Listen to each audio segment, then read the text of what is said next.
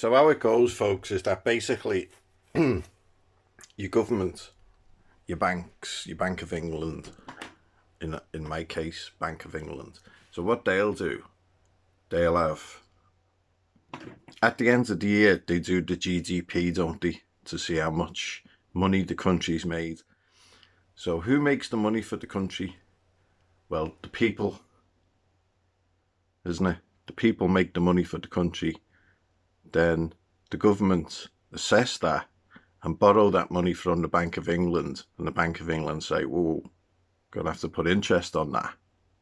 So then they'll flood with promissory notes, because the Bank of England note says, "I promise to pay the bearer on demand the sum of," and the gold coins aren't gold, and the silver coins aren't silver, and the copper coins aren't copper. They're all alloyed down to virtually dust. Basically, it's compressed dust, not gold dust or silver dust or copper dust, just brushed up off the floor dust.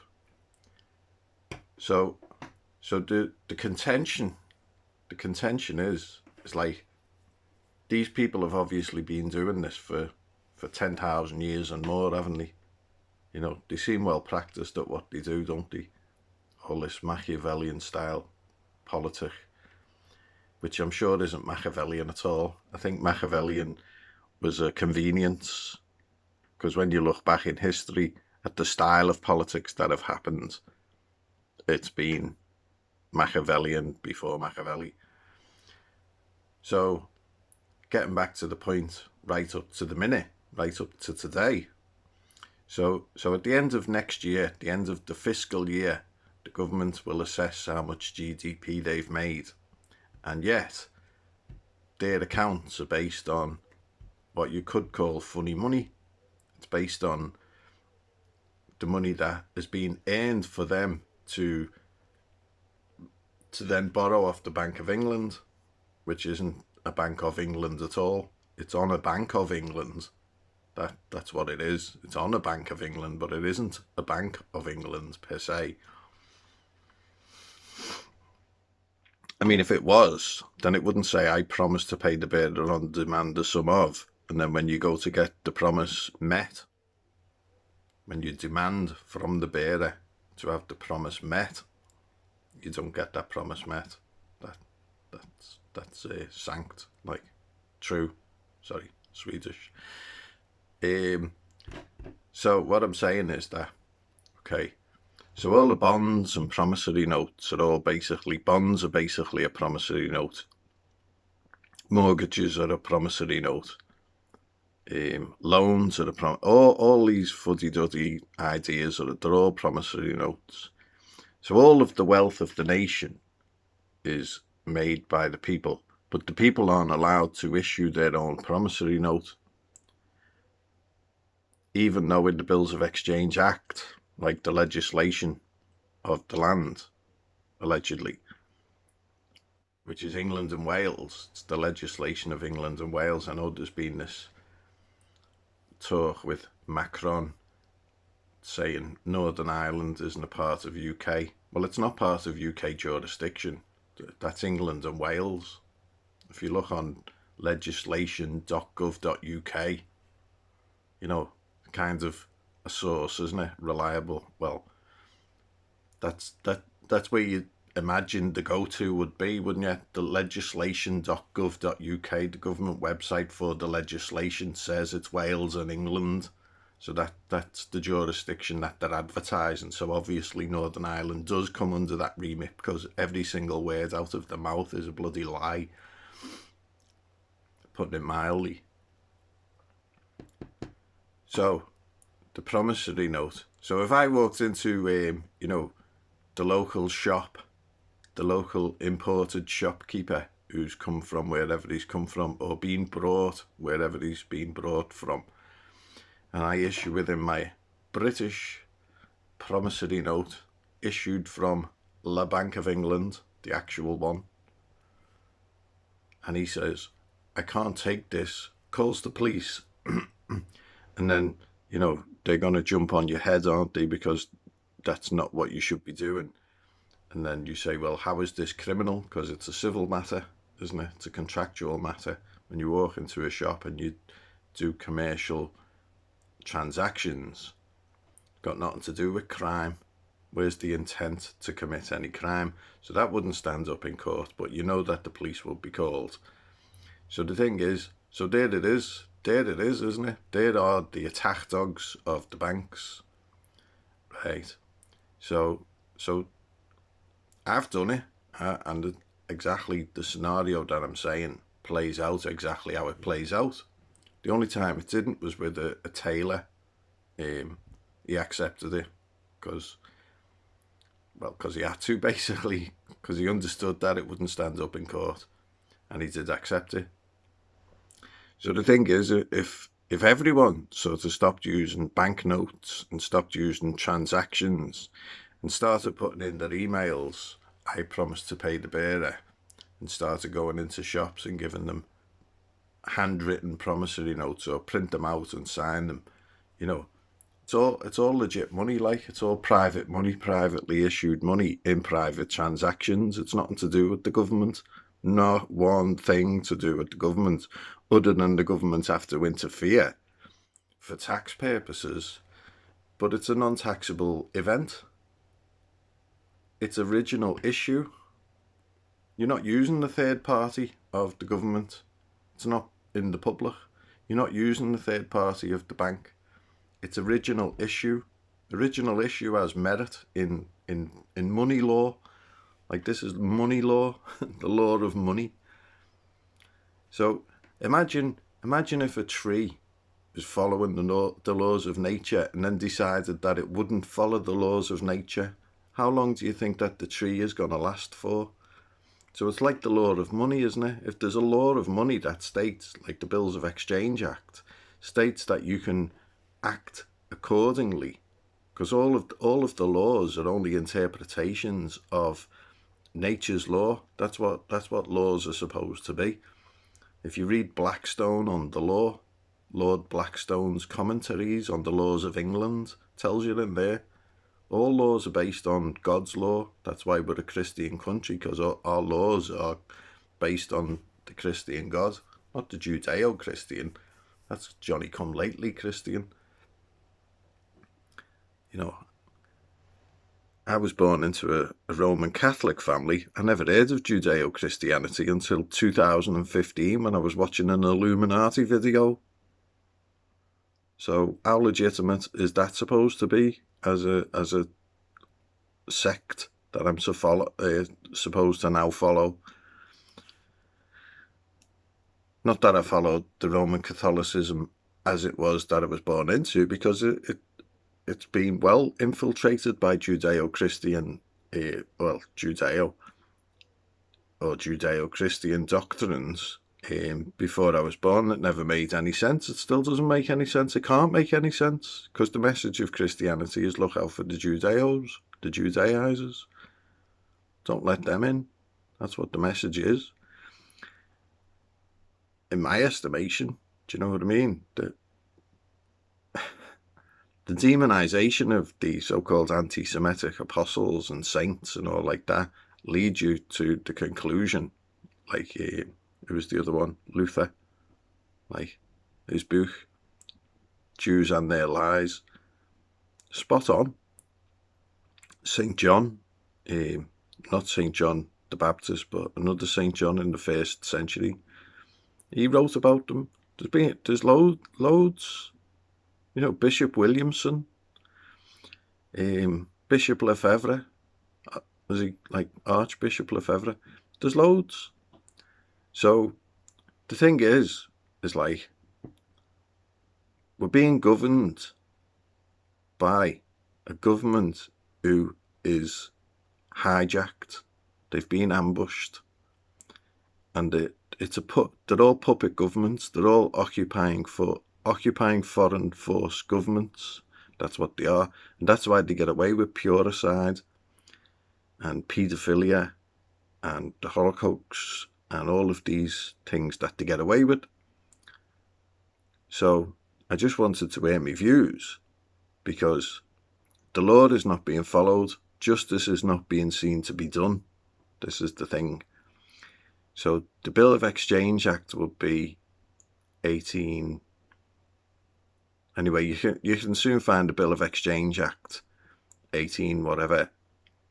You can find it on legislation.gov.uk. You can even phone up, what are they called? The National Office of Stationery, who issue the laws in paper form, you know, what's it called? The National Stationery Office. Yeah, I think it's called that. You can phone them up, or at least used to be able to phone them up. It's probably all email now, or I don't know, probably have to like wear an astronaut suit or something and orbit round Mars to contact them these days. But they would say that if it's on the books, then it's law. And what that means is that if you go into court, then you can use that as good law. It's an authority. Now, the little stunt that they pull is, well, it hasn't been tested. Well, the Bills of Exchange Act on promissory notes, Lord Denning exhausted it, and you can use promissory notes. Ireland used a promissory note to pay off the EU 78 billion units of euro. You know, after the EU flooded them with money that they didn't want. And then all the Irish just had a massive party and built great big houses that eventually the EU said, well, you can't afford them. So Ireland said, okay, well, we'll give you the promissory note. So that was how they settled that. Trafford Park in Manchester, Salford, whatever it's called, built by Peel Group of the Peelers, who are the police today. They sold Trafford Park for £750 million in a cashless deal using bonds and promissory notes, because bonds are promissory notes, or at least financial instruments that are used as bonds are promissory notes. So the thing is, with promissory notes and with accounting and with bookkeeping and all of this type of stuff, ultimately there are no books. It's whoever says that there's books. So all of the punitive laws that are in play, you know, in fact, there aren't any laws stopping you using a promissory note. In fact, that's true. There actually isn't any laws to stop you using promissory notes. But there's laws supporting the use of promissory notes. Does that not reflect the state of the state, the state of the nation? You know, we're in clown world doesn't even begin to describe it. Like, we're in the nightmare world. We're in the lawless world. We're in the law that despots make. That's what we're in. We're in despot land. And there's no way that they have any plans to stop this chaos that they caused. It's what they do. Foreign occupying governments have policies to cause chaos in the foreign occupied lands that they occupy. That's the game. Like, you know, if you can get around that game, then you win. So that's why they need to cause as much chaos as they do. So I hope that clarifies some of the points. And just look up promissory notes. There's a professor who come from Ohio. Is it Moritz University? You know, what you would have thought would be a good university back in the day, you know, before, if you woke up, or if you've just stumbled on this video, you would have thought, oh, that's a prestigious university he comes from. He must have some clout. So his name's Doug Whaley, and I think he wrote on his blog, if it's still up, the sexy promissory note. So that's one instance. And apparently, his story goes, because he used to have audio out about commercial instruments, and I listened to it a few times. Like, that's how I schooled myself on money. I spent 4 years studying money. That's how long it took me to study it. So Doug Whaley had an audio called Commercial Instruments. So I followed it and listened to it all the way through and studied it, and went off and learned all about debentures and debt and debtors' money and bonds and what are them other things called now, derivatives and all of these things, and the promissory note, bearer bonds. So it gets to the point where it's like, okay, he tells this story of his students. He said every year it was the same. As soon as you told them about promissory notes, there'd be murder in town because they'd all go into town and start writing their own money. Now that's supported by the American Constitution as it's supported by the British law, as it's supported by all law, because money has to have support of law, doesn't it?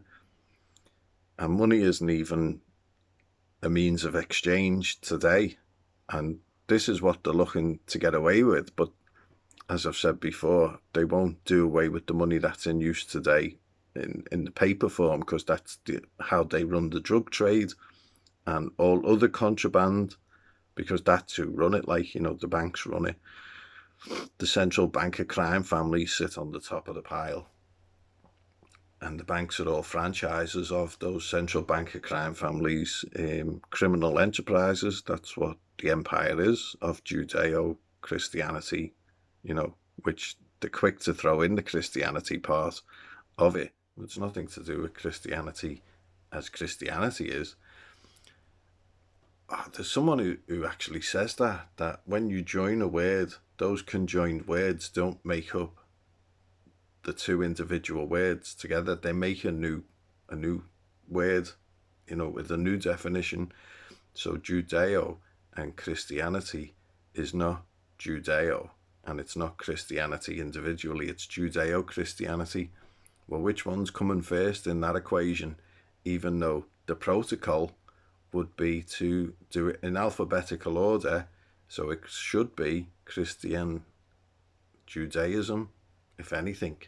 That's what it, like, if you're following the protocol of ABC, it wouldn't be Judeo-Christianity, would it? So there's a reason. There's always a reason when it comes to literary work, which is what that is. It's semantic, isn't it? Semitic semantic. I don't even think they're Semites, are they? They're not anything. They're just an amalgam of crime. Anyway, that's Lord Denning. Just to reiterate, Lord Denning, promissory notes. You can even read about it in Commercial Law Book by Roy Goode, Goode, Professor of Commerce, of commercial law. These are the sort of lengths that I've gone to, along with others, in order to substantiate that what the government tell you and the police tell you has no clout. So obviously, when you get to court and it gets thrown out because they offer no evidence, whatever, then all of the onus is on you then to bring that case to court. So you're not going to get a lawyer. No lawyer's going to touch it. They're going to kick it in the long grass when it goes into court, because this is their golden egg that they protect. The magic money printing machine, as it were. They're producing money from thin air. We are money. That's what we are like. Energy is money. Thought is money. Try making money without thought. Inspiration is money. Intangibility is money. There's intangible assets which count as money. All of the accountants and the auditors, the auditing companies who are all bought and paid for. In fact, I've worked with accountants and they can't understand the concept of no money. Like, for me, it's dead simple. There is no money until there is money. So you walk into a shop and no one said anything about money. And then as you get to the goods, there is a price on the item, which may not be the price that you need to pay. That's what's called the offer price, the soft price. That's the recommended price. But you can still offer. You can offer more. You can offer less. or the formation of a contract is offer, acceptance, and performance. Right? When you perform, that's when you fulfill the contract. See? So with money, as opposed to like construction or something like deliveries, or like with the delivery, someone would say, can you take this over there? And you say, well, what can you give me? And they say, well, I'll give you like, whatever. And then you're going to barter, aren't you? You're going to negotiate. Well, negotiate has replaced the word barter, hasn't it, in some ways. And the word negocio in Spanish means business. So you're doing business by negotiating. So you've got that concept, and then, so that's the offer, accepted, after you come to the, okay, I'll take whatever it is that you've accepted, and then you perform and you do the delivery, and that's when the contract is over. Like, how do you get paid then? Or you got paid before, but that's nothing to do with the contract, because the contract is the performance. That's why obligations can be owed, which is in common law, it's not in civil law. So that's a common law contract versus a civil law contract. So do you see how mazy it is when actually it's really simple? Like, you just walk in, sign your piece of paper, I promise to pay, national insurance number, sign, or social security number if you're in America, or whatever the Canadian one's called, or Australian, whatever. And you just hand it to the vendor being seller, the one who's selling you the thing, because ultimately everything is prepaid, or it wouldn't be on the shelves. That's how it got there. All you're doing is reimbursing funds. Well, where did all the funds come from? Well, where's the original issue? The original issue has to come from the wealth that is produced by the people. It's not rocket science. There's a logic to it. Like, it follows a sensibility, but it's being upended. The government are kicking you in the heels by not allowing the law to be followed, which is why they come up with all schemes like COVID, all these chaotic politics that never gets anything done. We should be living in paradise by now. We should be absolutely just steeped in paradise all around the world. There shouldn't be any need for any refugees or immigrations, or everyone should be, living in their homelands, like where they belong. That's why it's called homelands, isn't it? Or am I like way out of the park? Am I not? I'm at home with saying that your homeland is where you belong. You belong in the away lands, do you? You belong in the foreign occupied lands. Like occupying, being an occupier, that's where you belong, is it? I don't think so. At least not while we're in the state of paradise. It's all right to be a foreign occupier visiting when we're in paradise, when we've got fresh air, fresh food, fresh soil, or fresh water, or like easy peasy stuff that's been here long time before all the chaos that's continually building up. I mean, they call it transhumanism, don't they? But it's more like transnaturism, what they're doing with nature.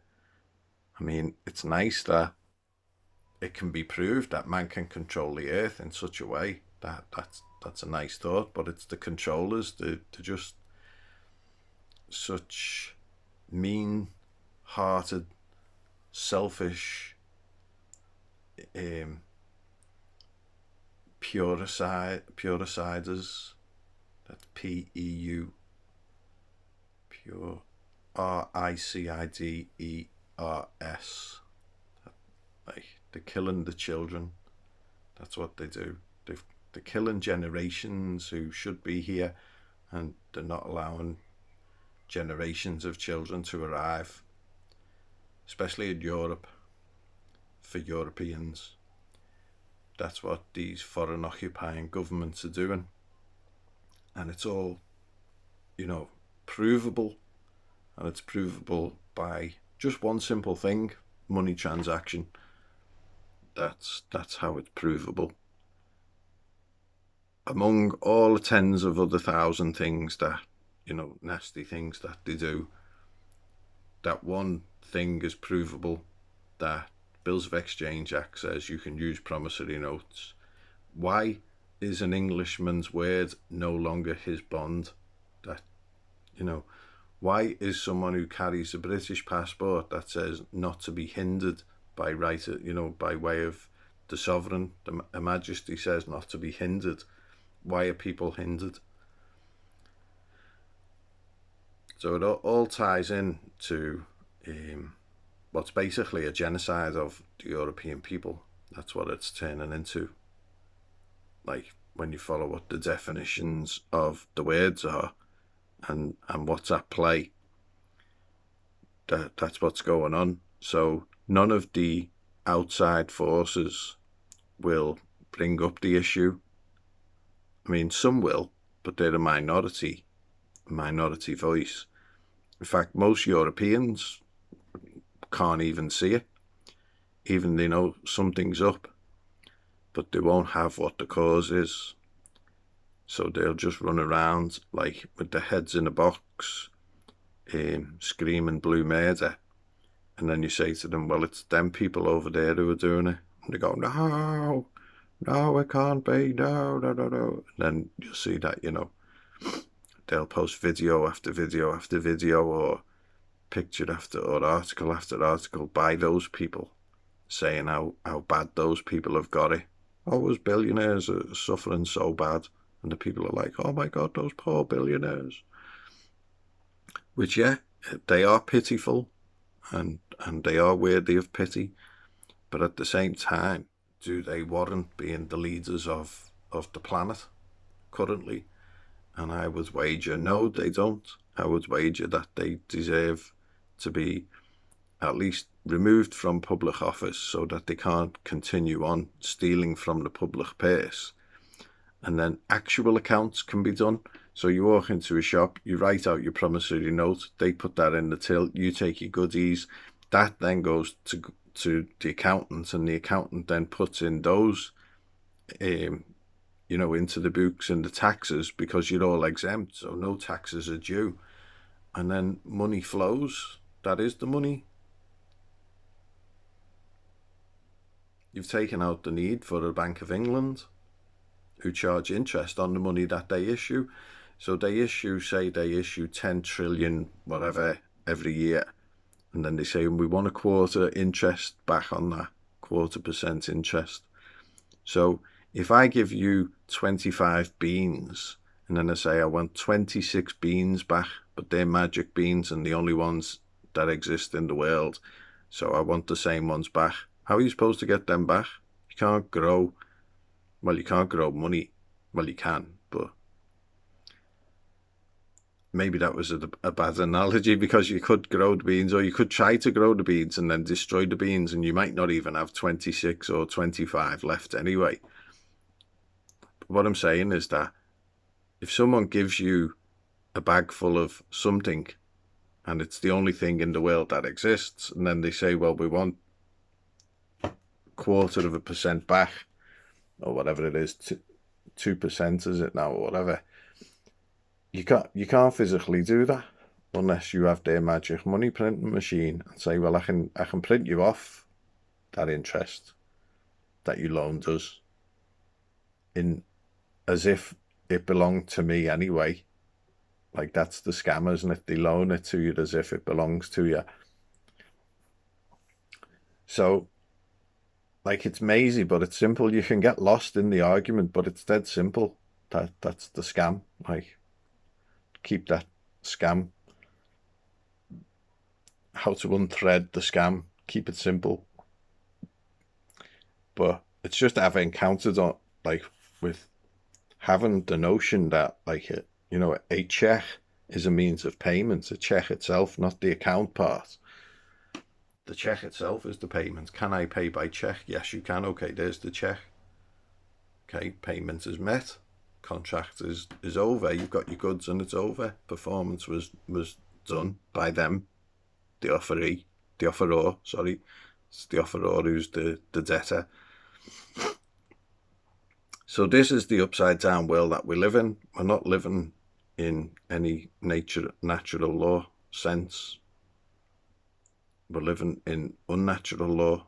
We're living in sinister, puricide law. That's what we're living in. Despotic law. Anyway, I've had me say, and probably rambled on a bit longer than I wanted to. Still, gratuitousness is free, isn't it? So there you go. If you followed this long, well done. See you later.